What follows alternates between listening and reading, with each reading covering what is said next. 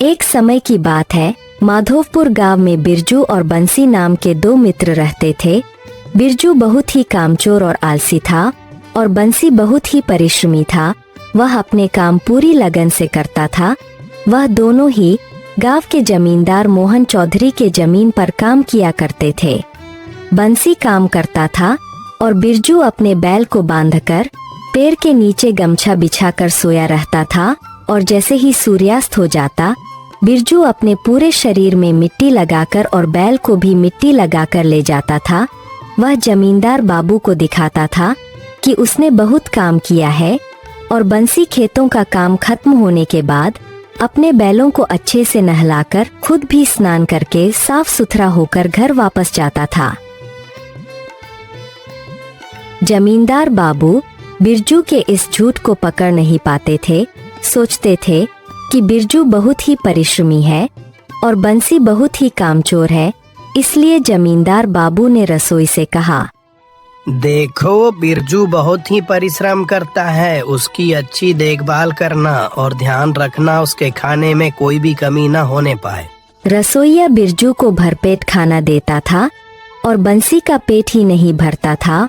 बंसी ने मन ही मन सोचा, ये कैसा न्याय है, जो काम करता है उसे ही भूखा रहना पड़ता है और जो कामचोर है वो भर पेट खाता है। बिरजू समझ गया कि बंसी के मन में संदेह हो रहा है। वह डर गया कि अगर बंसी ने असली सच बता दिया तो।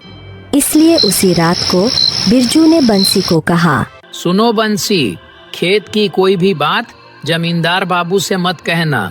अगर कहा तो अच्छा नहीं होगा, कह देता हूँ। अच्छा ठीक है, मैं कुछ भी नहीं कहूँगा, पर याद रखना, सच को कभी छुपाया नहीं जा सकता, समझे ना। अरे जा अपना काम कर जाके। यह कहकर बंसी सो जाता है। पूरे दिन की थकान के कारण बंसी गहरी नींद में सो जाता है और बिरजू पूरे दिन सोने के कारण पूरी रात सो नहीं पाता है।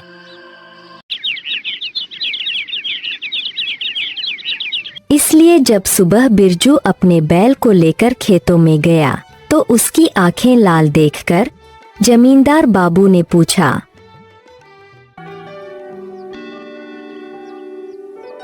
क्या बात है बिरजू, रात को नींद नहीं आई क्या? क्या बोलूं हुजूर, बहुत मच्छर हैं। उन्होंने मुझे रात भर काटा और सोने ही नहीं दिया। देखो बलवंत, मेरे महल में वो जो पुराना खाली पड़ा हुआ कमरा है ना, उसे साफ करवा दो और बिरजू का सारा सामान उस कमरे में रखवा दो। आज के बाद बिरजू मेरे महल में ही रहेगा। याद रहे, उसे किसी चीज की कमी ना होने पाए।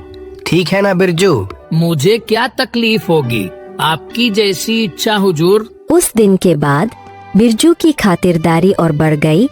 अब वह जमींदार बाबू के घर में रहने लगा।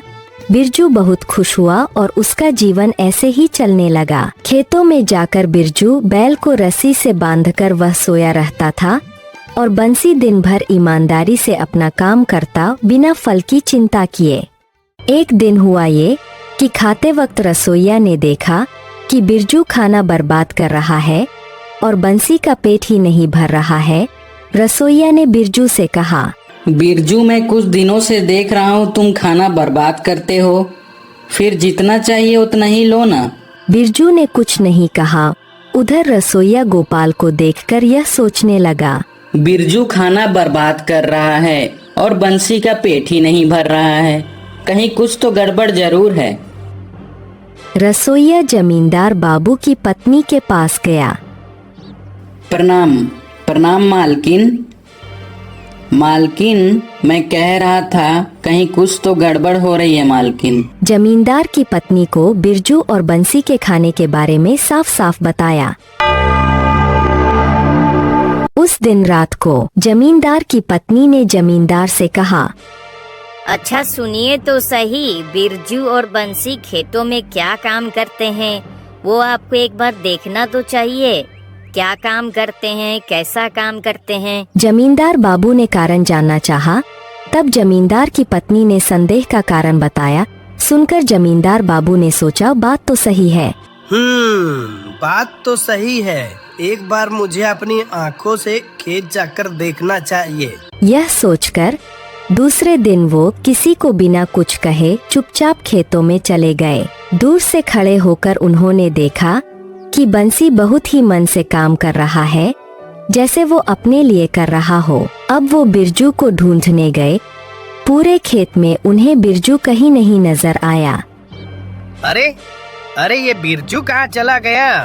कहीं दिखाई नहीं दे रहा है। जमींदार बाबू समझ जाते हैं कि बिरजू काम चोरी कर रहा है। थोड़ी दूर जाने के बाद तभी जमींदार बाबू की नजर तालाब के किनारे घाट पर पड़ती है। उन्होंने देखा घाट के किनारे बिरजू गमछा बिछाकर खर्राटे लेकर सो रहा है। यह देखकर जमींदार बाबू को बहुत गुस्सा आया। किसी को बिना कुछ कहे वे अपने घर लौट आए। मुझे बंसी के लिए बहुत बुरा लग रहा है।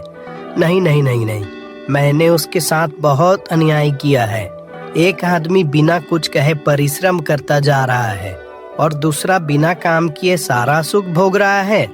ये नहीं हो सकता, ये नहीं हो सकता। मैं बंसी को पहचान नहीं पाया। मैंने तो आपको पहले ही कहा था कि खेत जाकर देखिए कि वो दोनों क्या काम करते हैं। एक काम करिए, अब बंसी को कोई दूसरा काम दे दीजिए।